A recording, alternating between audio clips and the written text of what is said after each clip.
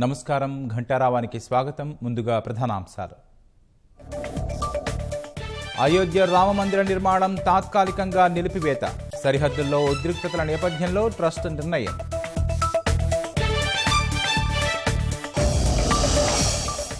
దేశంలో రికార్డు స్థాయిలో కరోనా కేసుల నమోదు. కొత్తగా 13,586 మందికి వైరస్, 336 మంది మృతి. 19 రాజ్యసభ స్థానాలకు కొనసాగుతున్న ఓటింగ్. సాయంత్రం వెల్లడి కానున్న ఫలితాలు.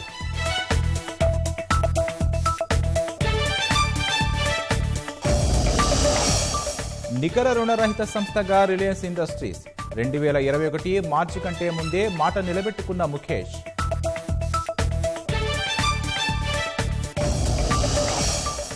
మిశ్రమ సాగుతో లాభాలు గడిస్తున్న జహీరాబాద్ రైతులు.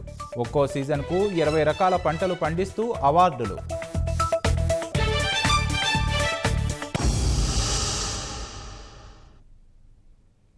చైనా, భారత్ మధ్య నెలకొన్న ఉద్రిక్త పరిస్థితుల నేపథ్యంలో అయోధ్యలో రామమందిర నిర్మాణాన్ని తాత్కాలికంగా నిలిపివేస్తున్నట్లు రామమందిర నిర్మాణ ట్రస్ట్ వెల్లడించింది. గాల్వన్ లోయలో భారత సైనికుల వీరమరణంపై ఆందోళన వ్యక్తం చేసిన ట్రస్ట్ మందిర నిర్మాణ పనులకు త్వరలో కొత్త తేదీ వెల్లడిస్తామని తెలిపింది. దేశంలోని పరిస్థితులకు అనుగుణంగా మందిర నిర్మాణం ప్రారంభించే నిర్ణయం తీసుకుంటామని, నిర్మాణం ఎప్పుడు ప్రారంభించేది త్వరలో అధికారికంగా ప్రకటిస్తామని ట్రస్ట్ సభ్యుడు అనిల్ మిశ్రా తెలిపారు. దేశాన్ని రక్షించడం చాలా ముఖ్యమైందన్న మిశ్రా వీరమరణం పొందిన సైనికులకు నివాళులర్పించారు.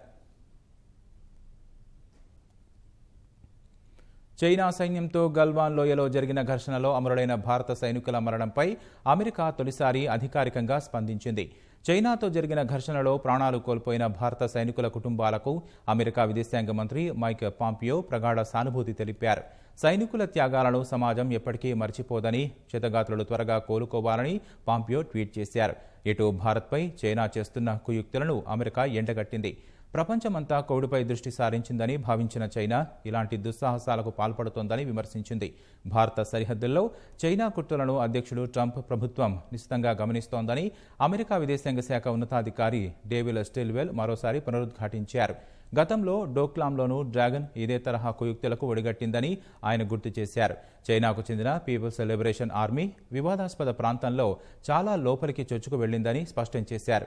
చైనా గతంలో ఎన్నడూ లేని విధంగా సరిహద్దులో భారీగా సైన్యాన్ని మోహరించిందని, తమ ఆధిపత్యాన్ని చూపించుకోవడానికో వ్యూహాత్మక ఎత్తుగడల్లో భాగంగా ఇలా చేసి ఉంటుందని ఆయన అభిప్రాయపడ్డారు.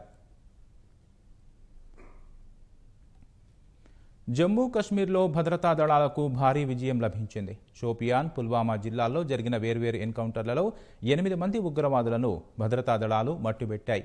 ఒక్కో రోజు వ్యవధిలో 8 మంది ముష్కరులను హతమార్చినట్లు భద్రతా దళాలు ప్రకటించాయి. పుల్వామా జిల్లా ప్యాంపోర్లోని మీజ్ వద్ద నిన్న ఉగ్రవాది హతమవ్వగా, పారిపోయి మీజ్ వద్ద మసీదులో 2 ఉగ్రవాదులు దాక్కున్నారు. మసీదులో నక్కిన 2 ఉగ్రవాదులను ఇవాళ భద్రతా బలగాలు హతమార్చాయి. షోపియాన్ జిల్లా మునాంద్లో జరిగిన మరో ఎన్కౌంటర్లో 5 ఉగ్రవాదులను భద్రతా దళాలు హతమార్చాయి. మరికొందరు ఉగ్రవాదులు నక్కి ఉన్నారన్న సమాచారంతో భద్రతా దళాలు తనిఖీలు నిర్వహిస్తున్నాయి.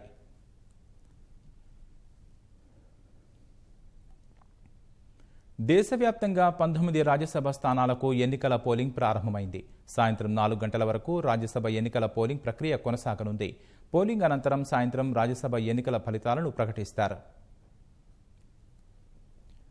8 రాష్ట్రాల్లోని 19 రాజ్యసభ స్థానాలకు పోలింగ్ ప్రక్రియ ప్రారంభమైంది. ఆంధ్రప్రదేశ్లో 4, గుజరాత్లో 4, రాజస్థాన్లో 3, మధ్యప్రదేశ్లో 3, జార్ఖండ్లో 2, మణిపూర్, మిజోరాం, మేఘాలయలో ఒక్కో స్థానానికి పోలింగ్ జరుగుతోంది. రాజ్యసభ ఎన్నికల్లో ఓటు హక్కు వినియోగించుకునేందుకు శాసనసభ్యులు పోలింగ్ కేంద్రాలకు చేరుకుంటున్నారు. కరోనా వ్యాప్తి నేపథ్యంలో ప్రజా ప్రతినిధుల ఉష్ణోగ్రత పరీక్ష నిర్వహించడం అనంతరం పోలింగ్ కేంద్రంలోకి అనుమతిస్తున్నారు.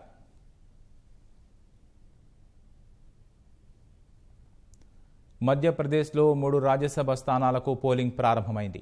ఉదయం 9 గంటలకు పోలింగ్ ప్రక్రియ ప్రారంభం కాగా ముఖ్యమంత్రి శివరాజ్ సింగ్ చౌహాన్ ఓటు హక్కు వినియోగించుకున్నారు. మాజీ ముఖ్యమంత్రి, కాంగ్రెస్ నేత కమల్నాథ్ కూడా ఓటు హక్కు పోలింగ్ కేంద్రానికి చేరుకున్నారు. కరోనా వ్యాప్తి నేపథ్యంలో సభ్యులందరూ మాస్కులు ధరించి భౌతిక దూరం పాటిస్తూ క్యూలలో నిలుచున్నారు. గుజరాత్ మాతార్ శాసనసభ నియోజకవర్గ భాజపా ఎమ్మెల్యే కేసరి సింగ్ సోలంకి అంబులెన్స్లో శాసనసభకు వచ్చారు. ఆరోగ్య సమస్యల కారణంగా ఆసుపత్రిలో చేరిన ఆయన ఆసుపత్రి నుంచి నేరుగా పోలింగ్ కేంద్రానికి వచ్చారు.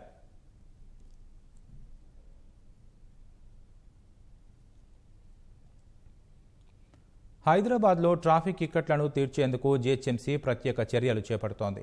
పద్మ వ్యూహాన్ని తలపించే ట్రాఫిక్తో నగరవాసులు నరకం చూస్తున్నారు. ఈ ఇబ్బందుల్ని పరిష్కరించడానికి ప్రత్యేక ప్రణాళికతో బల్దియా ముందుకు సాగుతోంది. ఈ క్రమంలోనే జూబ్లీహిల్స్ చెక్పోస్టు మార్గంలోని పంజాగుట్ట శ్మశాన వాటిక వద్ద అతి స్వల్ప కాలంలో ఉక్కు వంతెన నిర్మాణం పూర్తి చేసింది. నగరంలోనే మొదటిసారి సమాధులపై ఓ అడుగు ఎత్తులో ఉండే వంతెనను నిర్మించి ట్రాఫిక్ సమస్యకు పరిష్కారాన్ని చూపింది. పంజాగుట్టలో వినూత్నంగా నిర్మించిన ఈ వంతెనకు సంబంధించి మరింత సమాచారం మా ప్రతినిధి కార్తీక్ అందిస్తారు.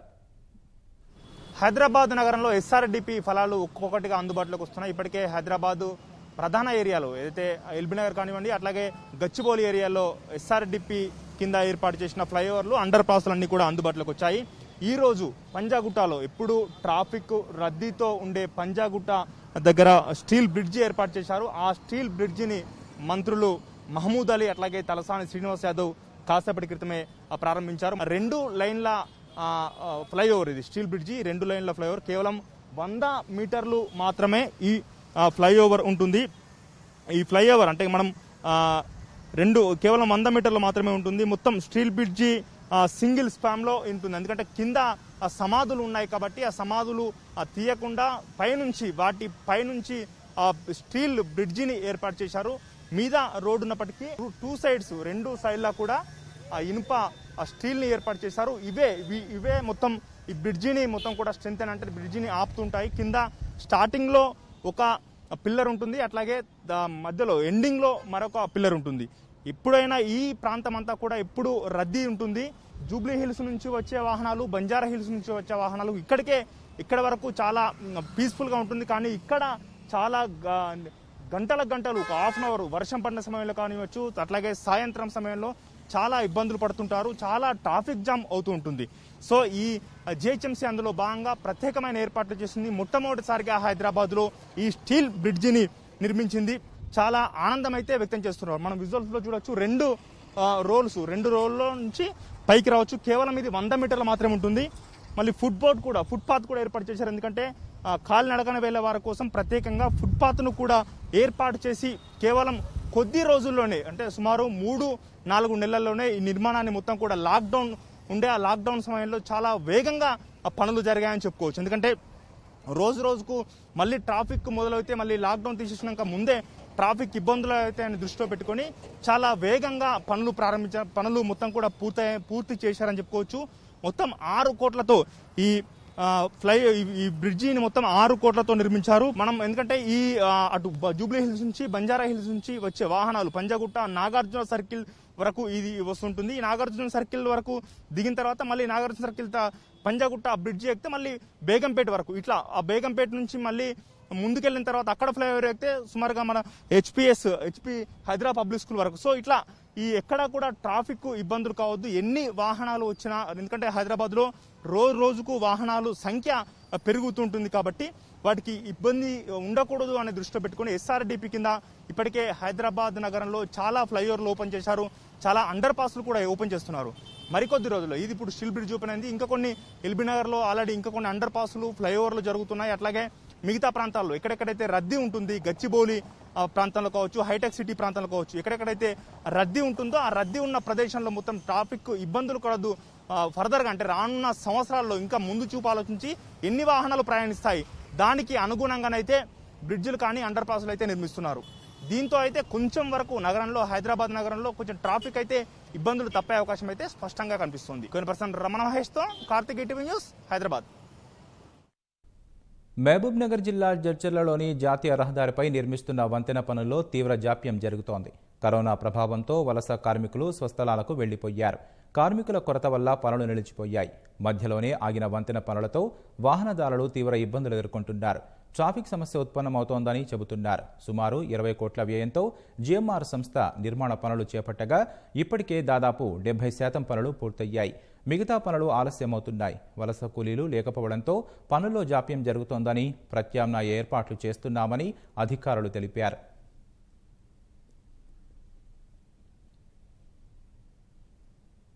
జలహితం జనహితం కార్యక్రమంలో భాగంగా రాజన్న సిరిసిల్ల జిల్లా గంభీర్రావుపేటలోని నల్మార ప్రాజెక్టు కాల్వల పూడికతీత పనుల్ని మంత్రి కేటీఆర్ ప్రారంభించారు. ఉపాధి హామీ పథకం నిధుల్ని వ్యూహాత్మకంగా ఉపయోగించుకోవడంలో భాగంగా నీటిపారుదల శాఖ జలహితం కార్యక్రమం చేపట్టింది. ఇందులో భాగంగా మొత్తం 1231 కోట్ల రూపాయలతో నిధులతో కాల్వలు, డిస్ట్రిబ్యూటరీల్లో పూడికతీత, జంగల్ క్లియరెన్స్ వంటి పనుల్ని చేపట్టనున్నారు.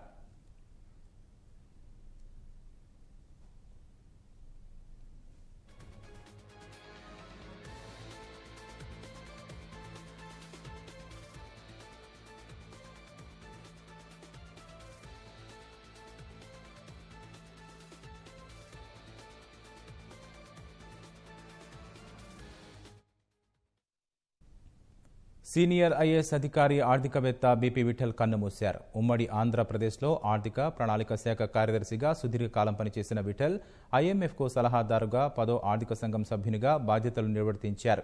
విఠల్ మృతి పట్ల సంతాపం తెలిపిన ముఖ్యమంత్రి కేసీఆర్ ఆయన సేవలను స్మరించుకున్నారు. కుటుంబ సభ్యులకు ప్రగాఢ సానుభూతి తెలిపారు. విఠల్ మృతి పట్ల సంతాపం తెలిపిన మంత్రి కేటీఆర్ తెలంగాణ సర్ప్లస్ పుస్తకం రాసి తెలంగాణ రాష్ట్ర స్థిరత్వంపై ఉన్న అనుమానాలను పటాపంచలు చేశారని గుర్తు చేసుకున్నారు.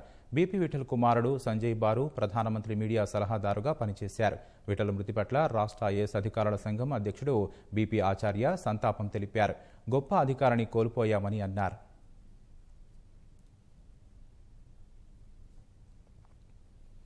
ఆ రైతులకు పెట్టుబడి, విత్తనాలు వంటి దిగులు లేదు. వర్షం కోసం ఆశగా ఎదురు చూడరు. మద్దతు ధర గురించి ఆలోచించారు.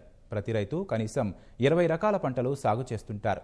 వ్యవసాయ రంగంలో అంతర్జాతీయ స్థాయిలో ఎన్నో అవార్డులు దక్కించుకున్నారు. మిశ్రమ పంటల విధానంతో ఆదర్శంగా నడుస్తున్న జహీరాబాద్ రైతులపై ప్రత్యేక కథనం. ప్రస్తుతం నిలకడలేని వాతావరణ పరిస్థితులతో అయితే అతివృష్టి లేదంటే అనావృష్టి పెట్టిన పెట్టుబడైనా వస్తుందనే నమ్మకం రైతులకు లేకుండా పోయింది. ఇలాంటి తరుణంలో సంగారెడ్డి జిల్లా జహీరాబాద్ రైతులు వ్యవసాయంలో అగ్రగామిగా నిలుస్తున్నారు. అంతర్జాతీయ స్థాయిలో అవార్డులు సొంతం చేసుకుంటున్నారు. తాజాగా Prince Albert of Monaco award దక్కించుకున్నారు. దక్కన్ డెవలప్మెంట్ సొసైటీ సహకారంతో ఎక్కువగా చిరుధాన్యాలు సాగు చేస్తున్న రైతులు పప్పు దినుసులు, జొన్నలు, రాగులు, సజ్జలు, తైదలు, కొర్రలు వంటి పంటలు పండించి లాభాలు గడిస్తున్నారు.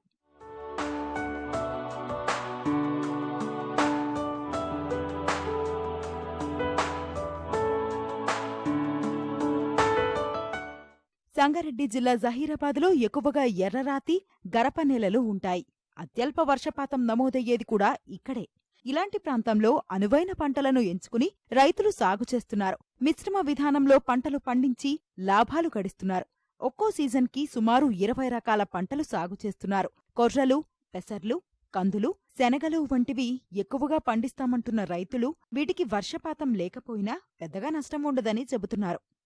జొన్న పెట్టుకుంటే ఎడ్లకు మేత అవుతుంది, మాకేమో తిననికి వస్తాయి. మళ్ళీ అందులోనే తొగాళ్ళు వేస్తాం, పప్పుకు అవుతాయి. పుండి గింజలు వేస్తే కూరకు అవుతాయి. పెసాలు మినుములు ఉంటే మాకు 2 నెలలకే మాకు 3 నెలల నాడు పంట వస్తుంది. అవి తీసుకుంటాం. అవి తీసుకొని మళ్ళీ ఒక్క పంట పెట్టాలి అంటే ఆ సాళ్ళుల పంట పెట్టుకుంటాము. అది భూమికి ఎగిలి అవుతుంది. మాకు అన్ని రకాల తిండి వస్తుంది. తినడానికి వస్తుందని నేను తాయిదా, పజ్జొన్న, మళ్ళీ మినుము, పేసరి ఇట్లా పెట్టుకుంటున్నా. ఈ 4-5 పంటలు యాదన్న మాకు అబ్బుతుంది. వానలు పడిపోతే కూడా యాదన్న ఒకటే అబ్బుతుంది. ఇంట్లో అన్ని రకాలు పెట్టుకుంటే గోదావరికి మేము బతుకుతాం, అందరం బతికిపోతాం. ఇంట్లో ఇప్పుడు డిడిఎస్లో ఉన్న వాళ్ళైతే ఊర్లో ఒక ఊర్లో 40 మంది 30 మంది అయితే ఖచ్చితంగా ఆర్గానిక్ వ్యవసాయం చేసి మన చిరుధాన్యాలే పండిస్తున్నాం సార్. వానాకాలంకి 25 రకాలు పెడతాం సార్. రబ్బీకి 15 రకాలు పెడతాం సార్. ఈ రైతులకు దక్కన్ డెవలప్మెంట్ సొసైటీ అండగా నిలుస్తోంది. సాగులో సహాయ సహకారాలు అందించడంతో పాటు పంటలను మద్దతు ధరకు కొనుగోలు చేస్తోంది. కలిపి పంటల విధానాన్ని ప్రోత్సహించడం వలన రైతులు లాభపడుతున్నారని, అంతర్జాతీయ ఖ్యాతి గడిస్తున్నారని Deccan development society director Satish తెలిపారు. ఈ పంటలు పెట్టుకుంటే మన వరకు 5-6 రకాల మేలవుతుంది రైతులకి. ఒకటి, వాళ్ళ చేనుల వేరు రకాల పంటలు ఉంటే అవి భూసారాన్ని ఒక్కొక్కటి చాలా బ్యాలెన్స్గా తీసుకుంటాయి. రెండోది ఏంటంటే దాంట్లో నుంచి ఇంటికి వచ్చే ధాన్యాలు కూడా కలిపి ధాన్యాలు వస్తాయి. వీళ్ళు చేసే వ్యవసాయం నుంచి వాళ్లకు ఆహార భద్రత ఉంటుంది, ఆరోగ్య భద్రత ఉంటుంది, జీవనోపాధి భద్రత ఉంటుంది. ఇట్లా బహుభద్రతా వ్యవసాయాన్ని వాళ్ళు చేస్తున్నారు.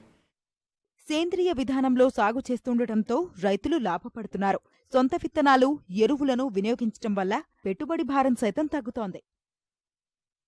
దేశవ్యాప్తంగా కరోనా మహమ్మారి నానాటికి ఉధృతమవుతోంది. నిన్న ఉదయం 8 గంటల నుంచి ఈ ఉదయం 8 గంటల వరకు రికార్డు స్థాయిలో 13,586 మంది వైరస్ బారిన పడగా 336 మంది మహమ్మారికి బలయ్యారు. దేశంలో ఒక్కో రోజులో 13,000కు పైగా మంది వైరస్ బారిన పడడం ఇదే తొలిసారని కేంద్ర ఆరోగ్య శాఖ వెల్లడించింది. దేశంలో మొత్తం కరోనా కేసుల సంఖ్య 3,80,532కు పెరగ్గా 12,573 మంది చనిపోయారు. దేశంలో 1,63,248 పాజిటివ్ కేసులు ఉండగా 2,04,711 మంది వైరస్ నుంచి కోలుకున్నారు. మహారాష్ట్రలో అత్యధికంగా 1,20,504 కేసులు నమోదయ్యాయి. తమిళనాడులో 52,334, ఢిల్లీలో 49,979, గుజరాత్లో 25,601 మంది కరోనా బారిన పడ్డారు. దేశంలో కరోనా ఉధృతి తీవ్రరూపం దాలుస్తున్నా కోలుకుంటున్న వారి శాతం పెరుగుతుండడం కొంత ఊరటనిస్తోంది. దేశంలో రికవరీ శాతం 53.79% పెరిగిందని ఆరోగ్య శాఖ అధికారులు వెల్లడించారు.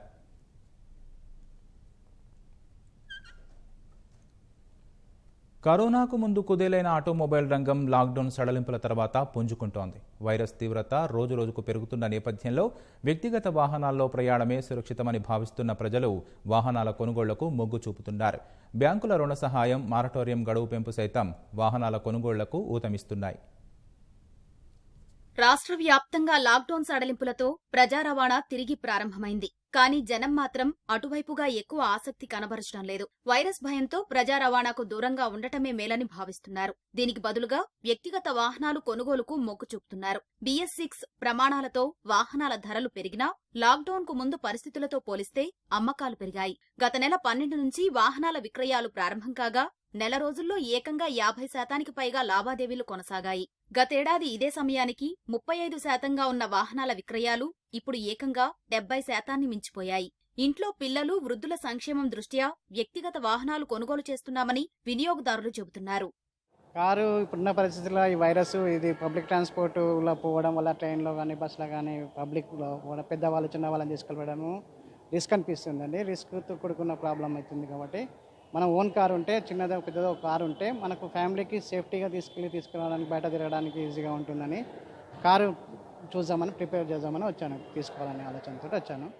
ఉమ్మడి మహబూబ్ నగర్ జిల్లా వ్యాప్తంగా నెల రోజుల్లో 7,727 ద్విచక్ర వాహనాల విక్రయాలతో 62 కోట్ల రూపాయల వ్యాపారం జరిగింది.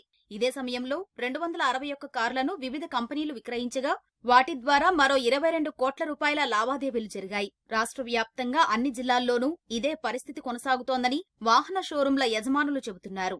లాక్డౌన్ ఓపెన్ అయిన తర్వాత ఆల్మోస్ట్ 140 బండ్ల వరకు సేల్ చేయడం జరిగింది. ఓన్లీ పెట్రోల్ వెహికలే, BS6 వాహనాలు. లాస్ట్ ఇయర్ కంటే లాస్ట్ ఇయర్ ఆల్మోస్ట్ మేము దాదాపుగా ఈ 2 నెలల్లో, అంటే లాక్డౌన్ పీరియడ్ కంపేర్ చేస్తే దాదాపు 300 కార్లు అమ్మినాము. ఓన్లీ పెట్రోల్ కార్సే ఇప్పుడు ఈ మంత్ ఇప్పటివరకు 150 కార్లు అమ్మాము. పోయినసారి ఓన్లీ పెట్రోల్, డీజిల్ కలిపి మేము 250-300 కార్లు అమ్మితే ఓన్లీ పెట్రోల్ 150 కార్లు అమ్మడం జరిగింది. ఈ లాక్డౌన్ ఉన్నందుకు నేను సోషల్ డిస్టెన్స్ ఇవన్నీ ఉండడం వల్ల కూడా కంపెనీ కూడా డిమాండ్ బాగుంది. కంపెనీ కూడా వెహికల్ సప్లై చేయలేకపోతుంది. గతంలో లాస్ట్ ఇయర్ జూన్లో పోల్చుకుంటే మేము సుమారు 650 బండ్ల వరకు అమ్మాము. ఈ జూన్లో నేడు వరకు చూసుకుంటే కనీసం 1000 బండ్లు అమ్మాము. దాదాపు 50% బిజినెస్లో గ్రోత్ అయింది అండి. బ్యాంకుల్లో రుణాలపై మారటోరియం గడువు పెంచడము వాహనాల కొనుగోలు పెరుగుదలకు కారణమైంది. బ్యాంకులు, ఫైనాన్స్ సంస్థల ద్వారా వినియోగదారులు వాహనాలు కొనుగోలు చేస్తున్నారు. రుణాల విభాగంలో కదలిక రావడంతో బ్యాంకింగ్ రంగానికి మేలు జరుగుతోంది. జనం గుంపులుగా చేరకుండా షోరూం వద్దనే ఒక్కొక్కరికి లోన్లు అందిస్తున్నామని బ్యాంకు అధికారులు చెబుతున్నారు. జనరల్గా ఏంటంటే మీకు లాక్డౌన్ తర్వాత రేట్ ఆఫ్ ఇంట్రెస్ట్ 8.35 ఉన్నది 7.85 రేట్ ఆఫ్ ఇంట్రెస్ట్ వచ్చింది. తర్వాత మీకు మారటోరియం పీరియడ్ పెంచారు. ఇంకా కస్టమర్ సర్వీస్ అంటే మేము కూడా కస్టమర్స్ని ఎక్కువ గ్రూప్ లేకుండా ఒక కస్టమర్ని ఇండివిజువల్గా షోరూమ్కి వచ్చి సిగ్నేచర్స్ అవి పెట్టించుకుంటాం. ఎట్ ఎ టైం ఒకేసారి డాక్యుమెంటేషన్ వచ్చినప్పుడు ఆయన వచ్చి ఫ్రాంక్లిన్ పేపర్ మీద సంతకం పెడితే డిస్పచ్ చేస్తున్నాం. అంటే ఎక్కువ కస్టమర్ని బ్రాంచ్కి కూడా రానివ్వట్లేదు, అవాయిడ్ చేశాం. ఆటో లోన్స్, అలాగే హౌసింగ్ లోన్స్ అన్నీ కూడా పికప్ అవుతున్నాయి. వాహనాలతో పాటు వ్యక్తిగత, గృహ రుణాలు సైతం పెరుగుతున్నాయని బ్యాంకింగ్ అధికారులు చెబుతున్నారు.